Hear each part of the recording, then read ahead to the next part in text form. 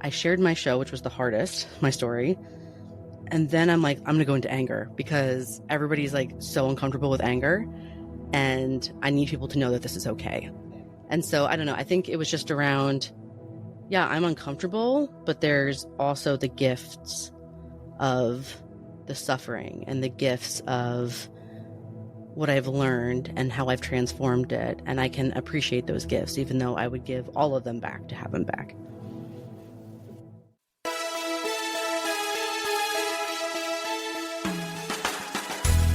Welcome to The Courage Effect. I'm Suzanne Weller, and this is a show about growth and unleashing what's possible. You will hear inspiring stories about what courage looks like, how we navigate what's getting in our way, and the opportunities that surface when we choose courage over comfort. Let's get started. Hi, everyone. Welcome to The Courage Effect. It's Suzanne. My guest today is April McCormick, and I honestly couldn't think of a better way to round out a year of inspiring conversations than this one. Let me tell you a little bit about her before I share our conversation with you.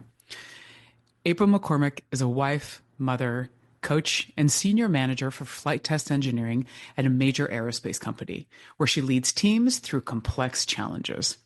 However, her greatest test of courage came with the sudden loss of her first son, Lincoln.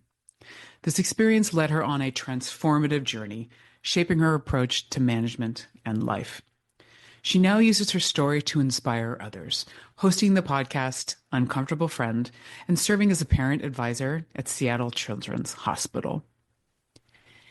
In the conversation you're about to hear, April goes through the experience of losing her son. She talks more about that in a specific episode of her podcast Uncomfortable Friend, which I highly recommend you take some time to listen to. What you'll also hear in this conversation is what a remarkable human and leader she is. She talks about her family now, her husband, her 2 children. She goes back into some family history of her mother and really what she has worked through over the past 6 years and how this has impacted her as a human and also to be able to make change in her workplace, to be an incredible leader for the people that look to her every day so that she can take those experiences and use them for good. She finds meaning in the pain and turns it into something truly inspirational and really quite beautiful. It is a moving conversation, and I'm sure that you are going to enjoy it. Her generosity and compassion will seep through your headphones. And for those of you listening today, I'm giving you a bit of a trigger warning. If you are dealing with some acute loss or grief, especially over a family member or a child, this might be something that you want to pace yourself with or listen to at another time. Thank you for being here.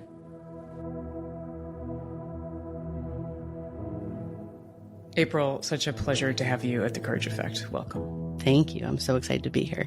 You are somebody that I feel I know better than I actually do because I listen to your podcast on a regular basis. And it's a really beautiful thing. And it's something that I feel like you use the format in just such an honest, lovely, connected way. And it moves me. Every single episode never fails to move me. So I want to start off with that. Well, that's a huge compliment, especially coming from you, because I always feel like as I'm listening to your episodes, I get a little bit of wisdom in every single one. And I'm like, oh, that's truth. I could feel it. From one person in the podcasting craft to another, that means a lot to me. Thank you. Thank you. I love that we're actually bringing truths to each other because, we have those moments of like, oh, I feel it. It's there's just something there. But I'd love to start off the conversation by really talking to you about courage. I know that courage is something that you have stepped into repeatedly through your life in various ways. But I'd love to hear from you. How do you actually define it? Yeah. So I define courage as the ability, which we all have, and the willingness to confront pain, grief, discomfort, uncertainty, pretty much any of those feelings or things you can kind of associate it with fear, regardless of the challenge that you're going to face while doing it. Love that. Talk to me a little bit about the willingness piece, because I know you're really emphasizing that, and we're both coaches. So obviously we practice a lot of this with our clients and who we partner with, but especially as you've gone through the various courageous journeys that you have, what is it for you when you think about willingness? Yeah. I mean, It was so interesting because growing up, I found my mother was she's a very resilient woman. She's always had this mindset, like, I'll show you, I'm going to do it. I'm going to make it. You know, she came from really humble beginnings, didn't have a father really in the picture, was one of four. And her mother passed when she was a teenager. So, you know, it was a really difficult, trying time. And she pretty much was out on her own and working at 18 and like kind of built her entire life from there. So going from like not always having food on the table to like having to survive on her own at 18, which to me, it's crazy that we think that that's an adult. I know I thought that when I was 18, but now I look back and I'm like, far from it. But she's had so many challenges in her life. And so I grew up with this constant, I think, emphasis of like, you can do it. Like, you know, don't let them show you, like, don't let them beat you down. Like, you know, go and do it. And I don't think it was until I got older and got to reflect on my experiences with both my father and my grandmother, where I realized that not everybody makes that decision. My father had a rough upbringing and didn't really talk about any of that. He was a severe alcoholic and a very abusive person and involved in drugs and things. And, you know, I think now I recognize that it was a numbing mechanism. It was a coping mechanism for him and not wanting to process any of his things. And then my grandmother lost my grandfather, you know, 20 years before she passed. And she went from being this very active, very mobile, very full of life kind of woman, again, like it takes no crap from anybody, to just sitting in a chair, becoming immobile, and spending the last 20 years of her life pretty much chair-bound and housebound. And so I think later on, especially after I went through my largest challenges of losing my son, I looked at them and I said, well, I know what not to do. I looked at the willingness, and my father was never willing to get the help that he needed to be able to stop that numbing exercise. So it kind of just took over his life and really became an awful disease. And my grandmother didn't want to know what life was going to be like without my grandfather and really just shut down. And so it wasn't until then that I recognized that there is a choice in that matter. And my mother was always like, there was no choice. This is just what you do. So it was a really interesting perspective. It was very different. Yeah, and I so appreciate that, because it's the idea of what you can control, right? Because the idea of we're always like, so much shit's happening in the world, like, I mean, every day we could all just break down and not get anything done and be petrified. And you've looked at that head on. I mean, obviously with the death of your son, but was there a moment for you with Lincoln when you moved into that willingness, where you believe that you made that choice? For me, I think it was right away, to be quite honest with you. And that maybe I'm very thankful for my mother in the sense that, I think it also is about like my own personal religious and spiritual beliefs. I never knew how great motherhood would be. And I kind of knew I wanted to have a child, or I knew I wanted to have kids. Everybody, you know, kind of, that's the path that one takes, right? Like, you know, that's what you assume. And when I had him, like, the world just changed for me so much. He just taught me so much, and I didn't understand what that kind of love was like. And to this day, like, you know, I honestly do believe he was very much a soulmate for me and completely changed the way that I empathize and helped me gain compassion and patience and lots of beautiful things. And when he died, I don't know, my upbringing, or maybe it's just my own personal beliefs, I'm just like, I can't tap out of this. Like, I can't, like, because I truly believe that we're here to learn, and that Earth and life is a great experiment. And if we don't learn it the first time, we'll get the opportunity to learn it again. And so I'm like, I don't want to go through this again. Yeah. I don't know what it's going to look like, but I don't want to do this again. This is going to be my only time. And then I also doubled down with that. And I said, I don't want to know what my marriage was going to be like without having a child, now that I know what that could be like. And so my husband had to have a lot of patience with me and was very compassionate in the fact that I was just like, I don't want to know what this is. Like, I used a lot of numbing, but in the form of like TV and church and things like that.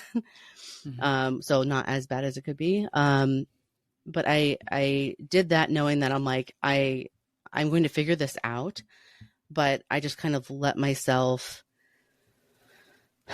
I just knew I didn't want to do this again.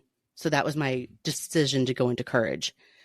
I don't think I actually started understanding how to even try to do that until the Christmas season after he passed. He passed in June, and that Christmas, I remember distinctly being on a ferry going to Victoria because I live in the Seattle area, and we did not want to be home for Christmas. It just was not something that we were okay with doing. And that's when I ended up reading Brene Brown's The Gifts of Imperfection. And it felt like it was like the way. Something like I had been praying for was help and trying to figure out, how do I navigate this? I need help. Like soon after he passed, like the next day, we started calling and trying to figure out, how do we get help because we don't know what we're doing here. And we stumbled upon also the Seattle Children's Journey program, which was a free resource for parents who have lost a child. And so we got free grief counseling, both together and separate, to kind of work through our own journey. But those two resources in and of itself, I had prayed for, and I'm like, I just need to know how to survive. And it wasn't about hope for the future.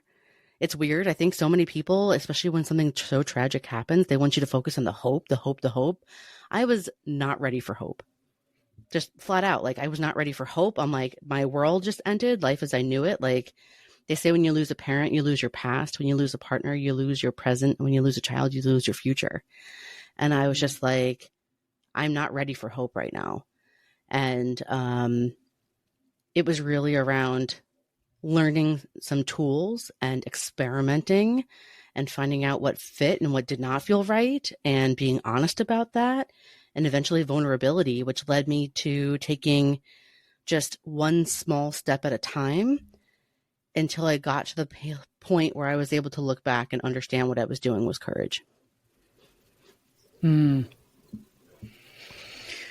So beautiful for so many reasons. Thank you for that. I mean, as we talked about, I'm a massive Brene Brown fan, which there's no surprise there. And I actually did I did a course with a coach, with Susan Mann, on the gifts of imperfection. And it was like over the course of a couple of months with a group. Oh, amazing. It's a life-changing thing.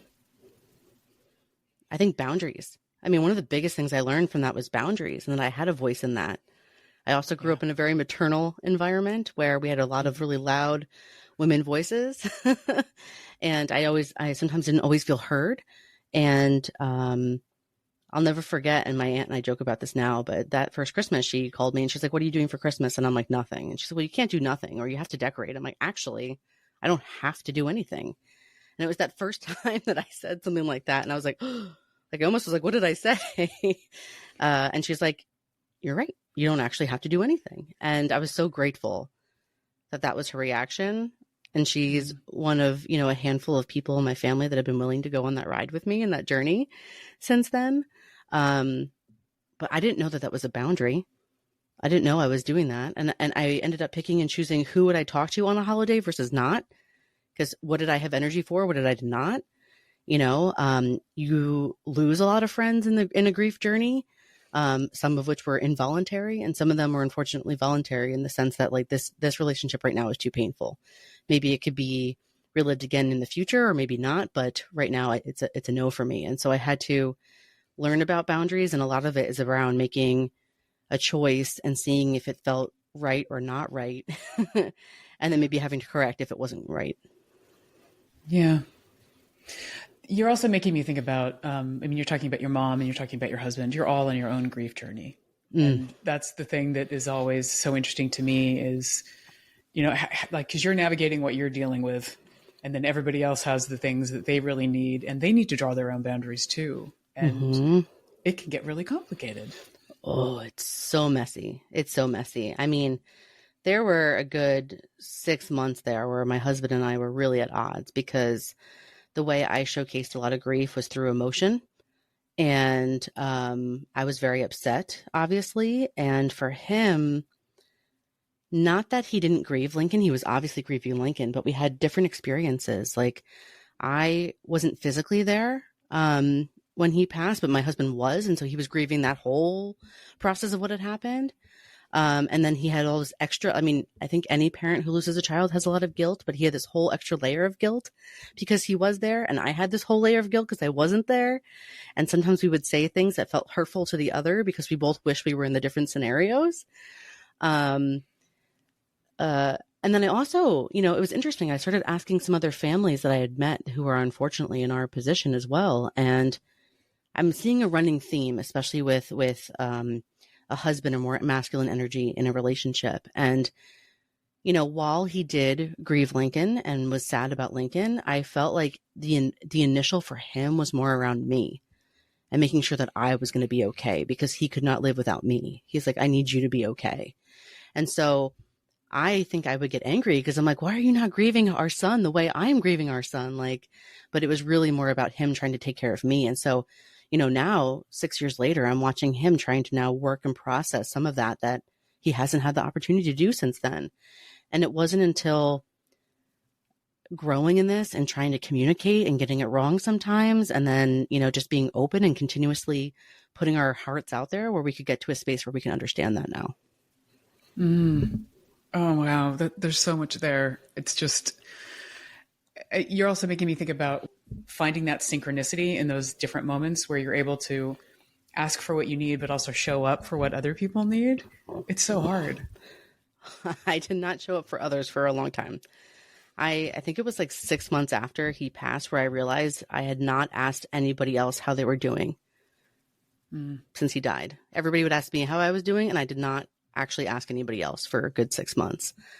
And at one point, I remember calling like my best friend from fifth grade, and we still talk together. She's fantastic, Christina. And I remember calling her, and I'm like, I am so sorry, because we both had sons around the same time. So we got married within a month of each other, and we both had our first child around the same time. And at the time, it was really painful. And it wasn't until afterward, and after maybe about a year or two even, where I was talking one day and I asked her about her son, and she's like, are you sure? Are you okay? And I'm like, yeah, no, I want to hear about him. Like, can you send me a picture? Because she's like, he's the same age, it's so painful.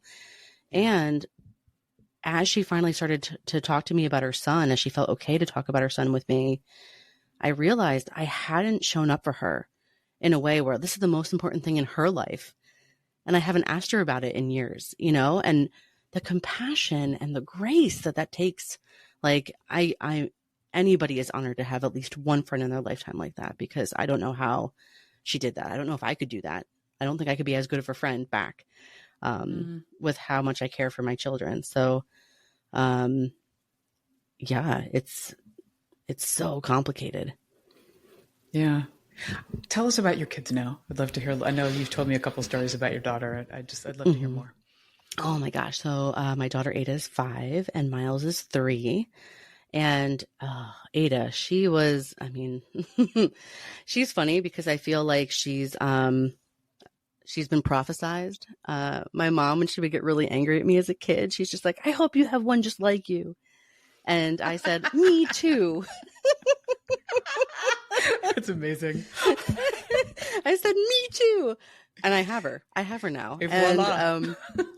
And I call my mom and I'm like, you ready for this one? She's like, yep. And I'll tell her the story. She's like, that sounds familiar. And I'm like, I know. So I get lots of flashbacks of being a kid around my daughter, which is really fun. But it was really challenging at first, right? We had her almost a year it was like 3 weeks before the first anniversary of Lincoln's passing. And so that was challenging. Although in some way it actually, I think, eased the pain of that first year a bit, because you're in that new parenthood fog of not like knowing which way is up, and it's the summer and the sun is out. So that's kind of helping a little bit with all the postpartum stuff. And I don't think I had a chance to really process the first year. The second year was really challenging for me because she ended up having a medical issue where she had to have an NG tube to feed when she was 2.5 months old. So I was dealing with that, and she had gone into a failure to thrive situation before that. So I'm like, am I going to lose another one? And spiraling real bad. That was, those first 6 months with Ada was a real spiral for sure. And we've made our way out of that. We've taken one breath, one step, made one choice, like sometimes minute by minute, right? When they say it's like, sometimes the willingness is within like a day, like 1 day at a time, like 1 hour at a time. Sometimes it's a minute at a time. Making it out of that was really challenging. But then we got to the point where she thrived. She didn't need the tube anymore. And I was pregnant. And I'll never forget, I knew it was a boy. I knew wholeheartedly. I I took a pregnancy test and it didn't show positive. And I'm like, I'll give it a week to catch up because I know I'm pregnant. And like, sure enough, like a week later it showed up or whatever. And I told my husband and I'm like, I want to tell everybody, like, I'm so excited. And he's just like, pump the brakes. Like, can we wait until like we're like a little bit further along? Because for my daughter, we waited until we were like 20 weeks along before we said anything. He was still worried, right? He still was in this fear of loss, and he was very protective of Ada, which again, I think is some of the transferring and manifestation of not processing a lot of the grief that he had with our son. But that's when I truly realized that I don't want to just like have something to do or someone to care for the next 60 years until I get to meet Lincoln again. Like Miles was this realization that I actually want to live. Like I want to be in life. Like I want to enjoy these kids. I want to enjoy this time. I want to learn what I have to learn. And boy, do I want to honor Lincoln. He's taught me so much, and I need to honor that because the second worst thing would be that it meant nothing. I love the book Finding Meaning by David Kessler. Yes. The whole idea of the sixth stage of grief. And I think that for me is such a big part of grief, because it's exactly as you said, like you didn't want to skip the steps. You wanted to make sure that you went through it. You didn't want to do it again.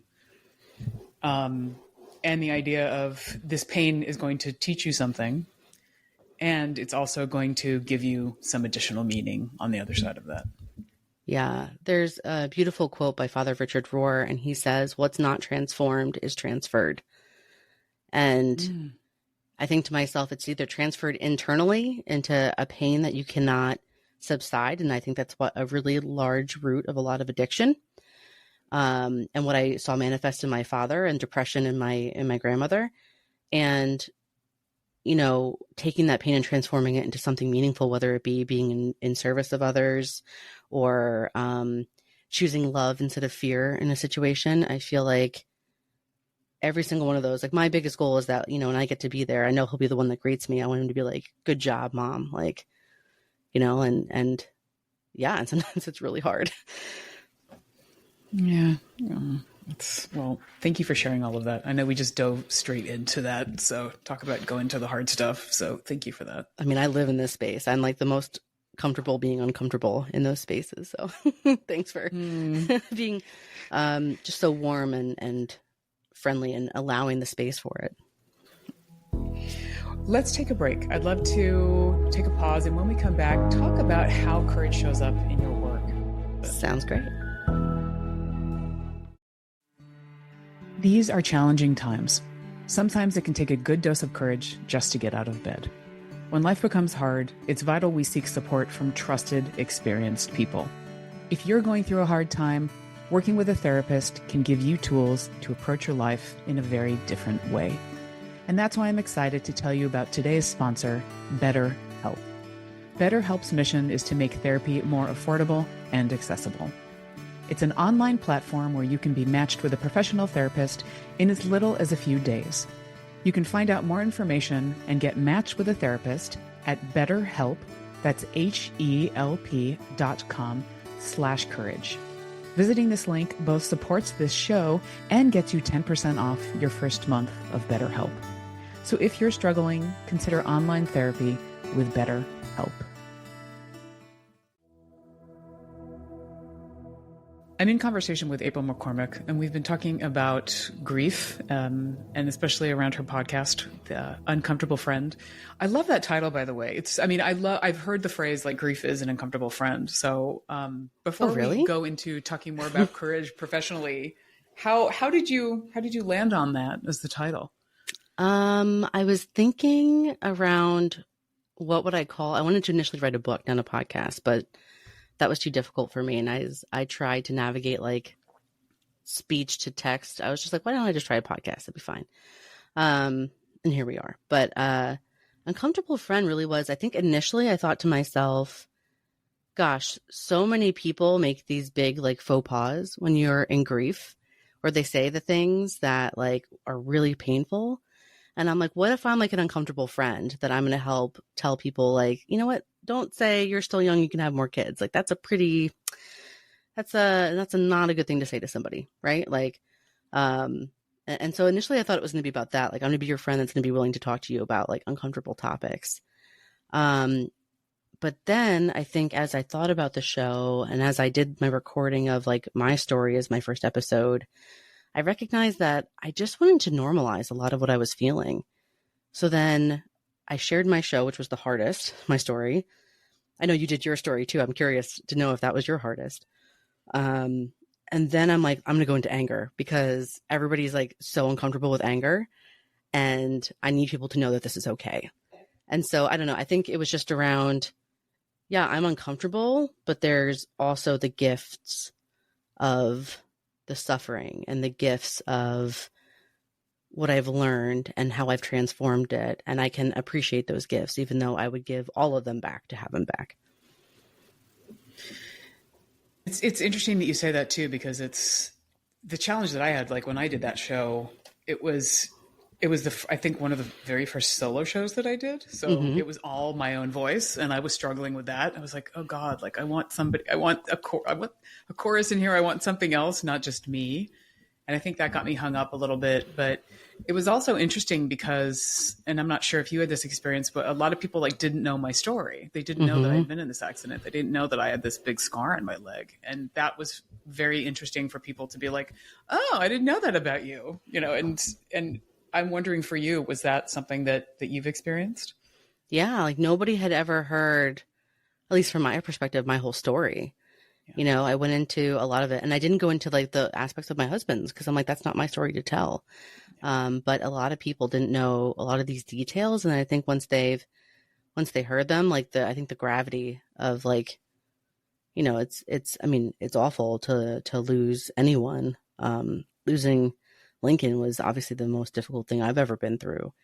But yeah, I think when you hear some of the details, you're just like, oh, like, I think that's where you get the compassion and the empathy for people. Like your heart just goes out for them.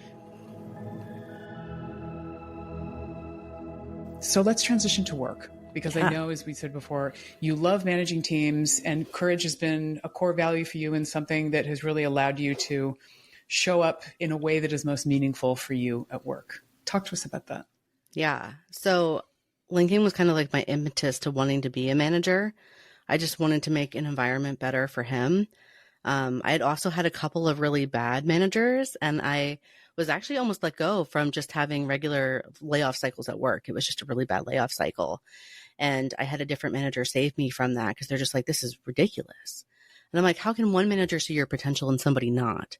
And so, before I was an engineer and I loved it. It was my favorite job. That was the other thing that was really hard. I was being laid off of like my favorite job, which I'm now the senior manager of, which I think is really funny.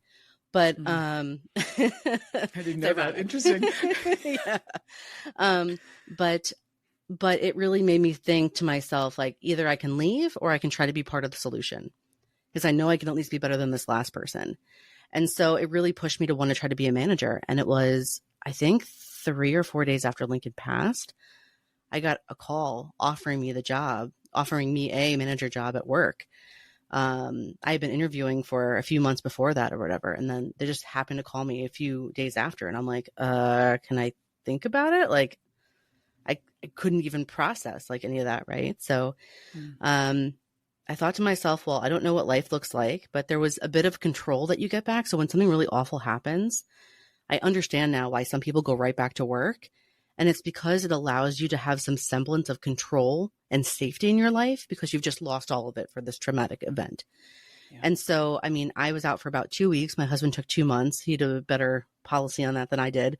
But I remember I'm like, okay, I'll go back to work. And I made my decision. I said I was going to do it. And that was the beginning of me deciding that if I'm doing this, I'm doing this, because what's the worst that can happen? Like, they're going to fire me. A, already tried to, and somehow I got saved. But B, I'm like, I think I've already had the worst thing happen to me that could ever happen. And so what's the deal? I'm just going to go for it. And it was through, I think that I realized, like, I don't know what it's going to look like to be a manager. But I had to figure out like my own North Star for figuring out how was I going to navigate it. And at this point in time, I was really it was right around Lent. And I grew up Catholic.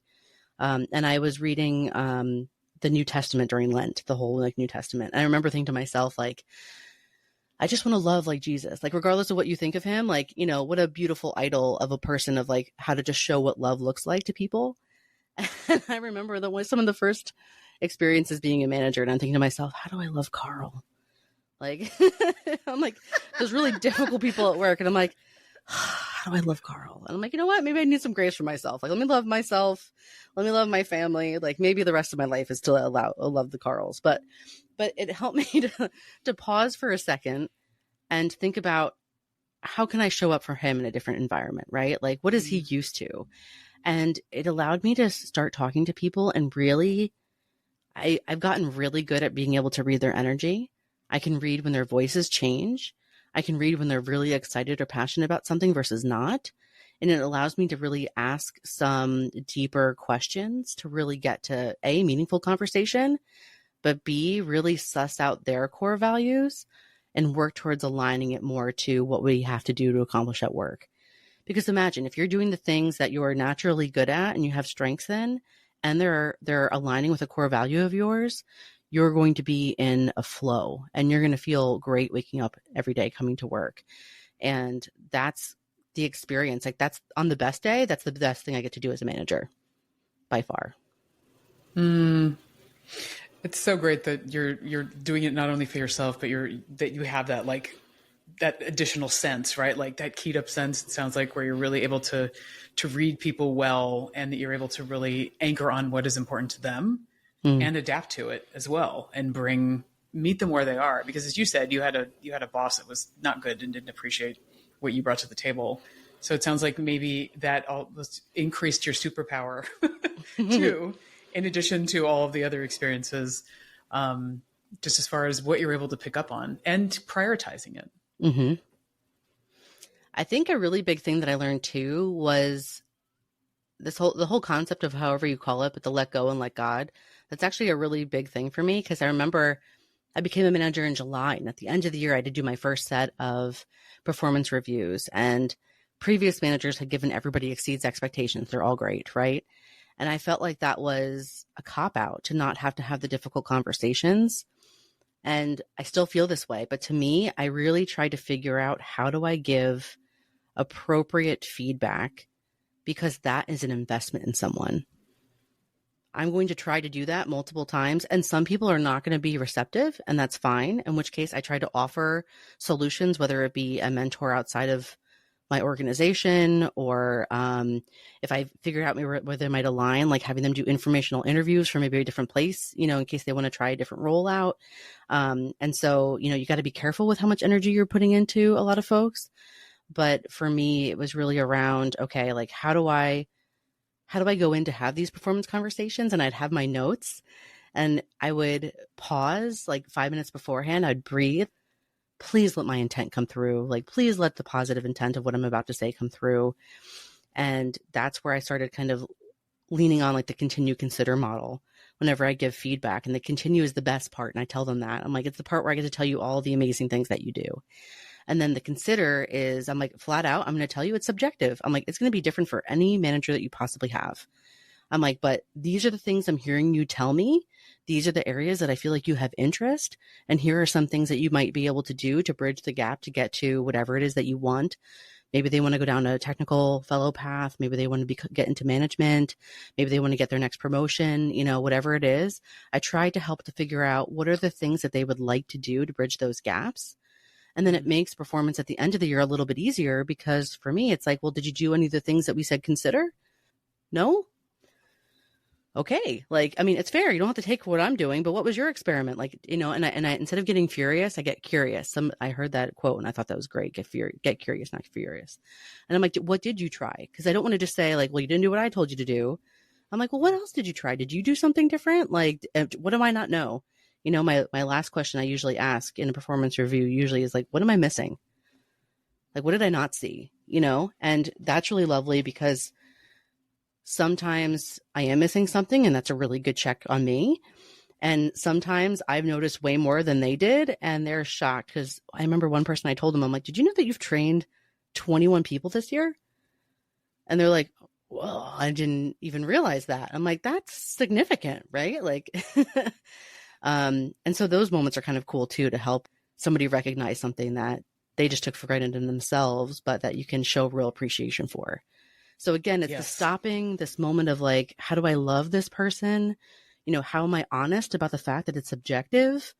And then also, what am I missing? I love that last question. What am I missing? Because it's just, it allows them to speak up for what they want, or maybe what has been overlooked. Mm-hmm. And I mean, one of my favorite questions is, what is one thing that hasn't been said that needs to be said? Ooh, that's a good one. I mean, not just, I haven't done that in a performance review, but I've done it in meetings, like hard meetings or conversations, or just to make sure that people are able to bring something to the table that maybe we didn't get to. And that doesn't mean maybe we're going to tackle it in that moment, but it's just, it's not like speak now or forever hold your peace. But it's like, while we're here, we have the opportunity to maybe bring something up that maybe we'll talk about later. But I think it's just building that psychological safety too. And I love that idea of continue consider, because it's not directive, right? I mean, and I think that's one of the challenges is that, like you said, instead of getting furious, getting curious, the idea of, well, this is what I would recommend to you. This is what I want to encourage for you, but it isn't necessarily what you're going to choose to do. Yeah, I think that's where guilt started coming up for me, because I was trying to figure out, if somebody wasn't doing what I recommended, how do I help them? How do I connect them to a person, a role model, a mentor, whatever, an advocate, a sponsor, because they're very different roles, to help them continue to grow. And I think personal growth is definitely a core value of mine. And so I encourage it in others. And when people don't act upon it, it definitely goes against my personal values and it makes me feel a little gross. But I had to be really careful of how much energy I then put into that. Because if it's somebody who isn't taking you up on those opportunities, not taking you up on your advice, not taking you up on opportunities to meet others and to continue to grow, I'm like, that's cool. That means that we just don't vibe together, and that's fair. And I had to learn that was okay, because it feels bad as a manager. Like, you want to help everyone. And I think it takes some courage to recognize that that's not going to be the case. And sometimes you're going to deplenish your energy that could be used for a greater good and multiplied in one area. And it's about, like, there's courage around releasing the guilt of that. And I am a huge advocate for that. Again, probably why we gravitate to Brene Brown, like this whole concept of guilt and shame. Like, once I was able to kind of start working toward reducing that from my vocabulary and not feeling it internally on myself, and realizing that in people, I make a mistake, like, it's fine, like, own it up, like, it's really freed me up. And so it's so funny, because I see so much fear around people being wrong or making the wrong decision or not knowing what to do. And I'm like, I tried to advocate for the fact that I'm like, you got to experiment, try something. And it could really fail, and that's fine. The first year after Lincoln died, his first birthday, my family was just like, what would you like us to do to honor him? And I'm like, well, he loved animals. So I'm like, go and see some animals or something, right? Like, that's what I came up with.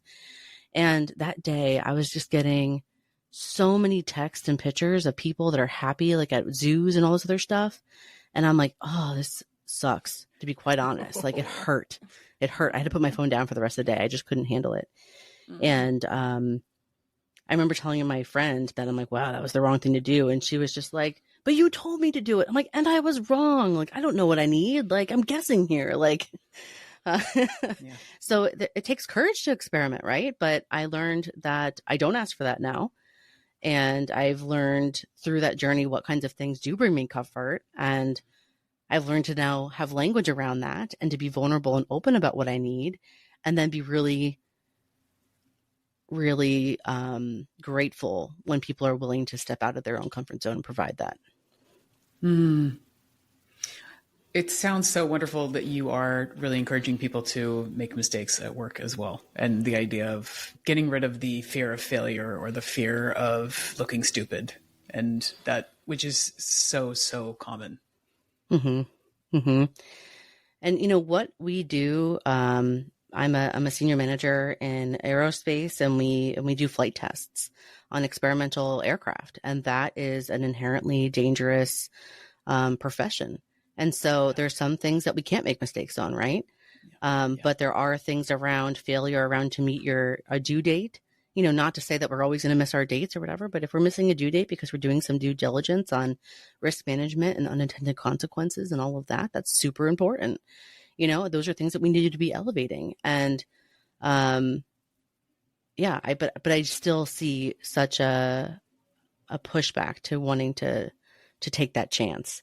It's well, just tell me what we should be doing, right? And it's just like, well, that's not for me. And so when I see the folks on my team who are in the arena, as Renee says, I champion them for as loud as I possibly can. I think it's the greatest thing ever. And I hope that shows people that I mean it when I say that. And I've had a few people who have made like very small mistakes, right? Like simple, like, oh, I forgot to process my travel like information on time. And now I got they got like a nasty gram and they're sorry or whatever. And I'm like, all right, well, what did we learn? Like, like I'm not like, how could you, like, you're not going on travel ever again? Or, like, I'm like, it's been fun to watch them come to me with a little bit of fear and having to own up for the thing that they've done. And it's been so fun to be able to give them the grace to be like, you're enough. Like, you're fine. Like, yeah, you made a mistake. And guess what? You're not going to process those late ever again now. So that was a very valuable training. Like, I think the worst thing you can do is if somebody messes up is to take them off of the project or take them out of the environment that they were just in. Yeah, it's embarrassing for sure. But the person who messes up in a public way will never mess up with that thing ever again. So for me, that is the most valuable training we can possibly provide. It also sounds like you're a very empowering manager where you're saying to people, what did you learn from this? And you're also not rescuing them at the same time. You're not doing it on their behalf the next time. Ooh, although, I think some of that nurturing motherly instinct is definitely wanting to rescue. And so that I've had to navigate as a manager to learn like, okay, that's not how I would do it, but go ahead. Tell me what happens. Like, and the more I'm able to try it, the easier it gets. But sometimes you're just like, oh, I've seen that movie. I know how it ends. It's not going to be good. And I try not to let anybody get into such a painful thing. But recently, maybe like a year ago, somebody was kind of going down that path. And I'm like, I've done everything in my power to try to stop that. And, it ended up happening not under me, but under somebody else. And yeah, they made a pretty big mistake. And I hope that they were able to learn from that and grow from that, because that's all we can do. I, for one, know that I never want to be judged for the things I did and said in my 20s for the rest of my life. And so, regardless of whether they make the mistake or not, I'm here to love them anyway. So, you are a very generous person, and as we come up to time in the conversation, I mean, I'd love to. A few things that I'm walking away with is your true generosity. I mean, you've been through a lot, and you have honored that for other people too. And instead of turning it into something that is just anger and taking you into a well that you don't want to be in, you are using it for the power to multiply the talents of other people, to bring grace, to bring love. It's a phenomenal thing, and it is rare. So I want to acknowledge you for that, and thank you for a really wonderful conversation, April. Oh my gosh, thank you for that. And I will say that's a gift that Lincoln taught me. I joke that my children have, turned me, into from the Grinch. Like, my heart has grown with each child I've had. So my heart has grown 3 sizes. I didn't know the capacity I had to love until I had Lincoln. And I just know that I have more of it to give, and I know that it will never take the place of any other person in my heart. There's always going to be a little bit of a Lincoln-sized hole in my heart. And I remember being so afraid that when I had Ada, I wasn't going to be able to love her as much as I love Lincoln. And I didn't know that my heart was going to grow. And so for how lovely that comment was about grace, it gives me so much back as well. And we definitely need more of it. And thank you so much again for having me here. It's been a pleasure talking with you today. Oh, such a pleasure. Thank you for being here. Thank you, Roger Kastner, for introducing us. Roger, if you're listening. I bet you he is. I bet he is too. Keep doing all of the amazing things that you do. Thank you. And I'm glad that you're not only on the show, but now you are in my larger life. So thank you. Me too. Well, everybody, a beautiful show. Thank you for listening. Stay courageous. The Courage Effect is brought to you by Weller Collaboration. If you're looking to enhance your leadership skills or get more comfortable with change, please reach out to us. Our team of coaches, advisors, and consultants would love to help you get out of your comfort zone, operate in a braver brain space, and achieve even more amazing results. More information about Weller Collaboration is available in the show notes. Please spread the word about the Courage Effect. Rate and review on your favorite podcast platform, and we would love for you to share with your colleagues, family, or anyone in your universe who could use a good dose of courage. If you have feedback or would like to apply to be a guest, please reach out to us via our website, thecourageeffect.com. Manny Mathers is our producer. Dave Nelson composed our theme music. Alex Sandyforth is our administrative maven, and I'm your host, Suzanne Weller.